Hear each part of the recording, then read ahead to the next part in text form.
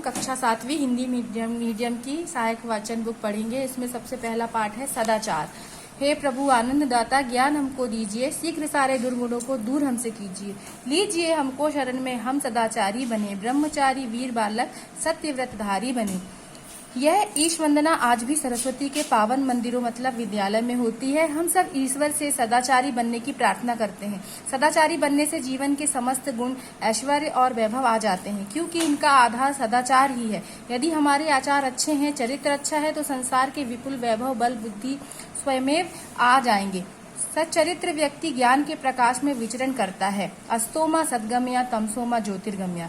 हमें इसी बात का संकेत देते हुए असत्य से सत्य की ओर, अंधकार से प्रकाश की ओर चलने को प्रेरित करता है। सत्य और ज्ञान का प्रकाश ही व्यक्ति को सच्चरित्र बनाता है। सच्चरित्र व्यक्ति अपने शुभ कार्यों से पृथ्वी पर स्वर्ग का निर्माण कर सकता है। राष्ट्रकवि मैथिली शरण गुप्त जी ने कहा है, सुनो स्वर्ग क्या है, सदाचार है।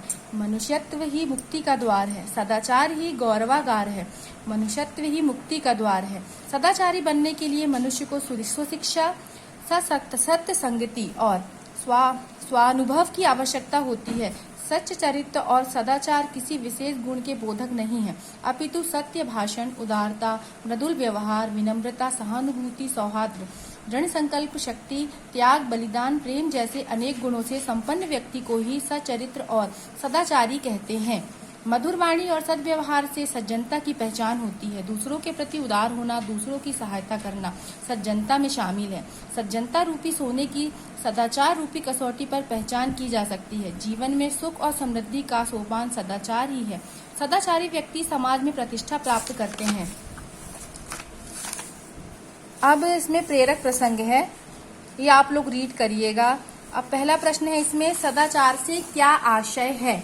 तो इसका उत्तर है सदाचार मतलब सत्य का आचरण करना ही सदाचार कहलाता है। ये पहले प्रश्न का उत्तर है। दूसरा प्रश्न है, सदाचारी व्यक्ति में कौन कौन से गुण होते हैं? तो सदाचारी व्यक्ति के गुण होते हैं सत्य भाषण, उदारता, मृदुल व्यवहार, विनम्रता, सहानुभूति, सौहार्द, उसके बाद है दृढ़ संकल्प, शक्ति, त्याग, बलिदान एवं प्रेम आदि। प्रश्न तीसरा है, विधवा ने राजा को अपने कौन से अनमोल रत्न दिखलाए? ये जब आप लोग प्रेरक प्रसंग पढ़ेंगे तब उसमें यह आंसर आएगा। विधवा ने राजा को अपने बेटों रूपी 4 अनमोल रत्न दिलाए। चौथा प्रश्न है, विद्यालय से घर आते ही विधवा माँ के बालकों ने कौन सा कार्य किया? तो विद्यालय से घर आते ही विधवा माँ के बालकों ने अपना अपना बस्ता निर्धारित स्थान पर रखा और माँ के चरण छुए और खा पीकर चारों पढ़ने लिखने बैठ गए। प्रश्न 5वां है, पानी भरने वाली स्त्रियों के पुत्र क्या क्या कार्य करते थे? उत्तर है, पहली स्त्री का पुत्र पहलवान है जो कुश्ती प्रतियोगिताओं में भाग लेता है। दूसरी स्त्री का पुत्र जज है जो कुर्सी पर बैठकर फैसला करता है। तीसरी स्त्री का पुत्र ज्योतिषी है जो लोगों के भविष्य के बारे में बताता है। चौथी स्त्री का पुत्र बिना पढ़ा लिखा है, वह माँ की सेवा करता है तथा अपनी पढ़ाई के साथ साथ गाँव भर की चिंता करता है। प्रश्न 6वां है, इन चारों पुत्रों में किस पुत्र का स्वभाव आपको सबसे अच्छा लगा और क्यों?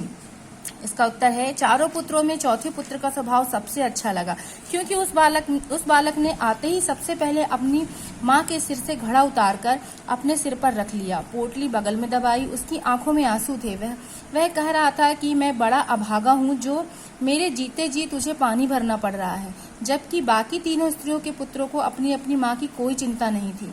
वे उन्हें ताने मारते हुए आगे निकल गए। प्रश्न 7वां है, तीनों स्त्रियों के सिर शर्म से क्यों झुक गए? उत्तर है, तीनों स्त्रियों के सिर शर्म से झुक गए इसलिए क्योंकि वे चौथी स्त्री के पुत्र पर ताना मार रही थी। वह अपनी माँ का भक्त था और अपनी उसकी चिंता रखने वाला निकला तथा वे अपने जिन पुत्रों की तारीफ के पुल बांध रही थी उन्हें अपनी माँ की कोई चिंता नहीं थी और कोई आदर सम्मान ही नहीं था। बच्चों, आप लोग अब सहायक वाचन की एक कॉपी बनाएंगे, उसमें पाठ 1 डाल के लिखेंगे, प्रश्नों के उत्तर लिख के ग्रुप में सेंड करेंगे अपना नाम लिखकर, और फिर आप लोगों को कॉपी चेक करने के लिए बुलाया जाएगा। डेट आप लोग को मिल जाएगी।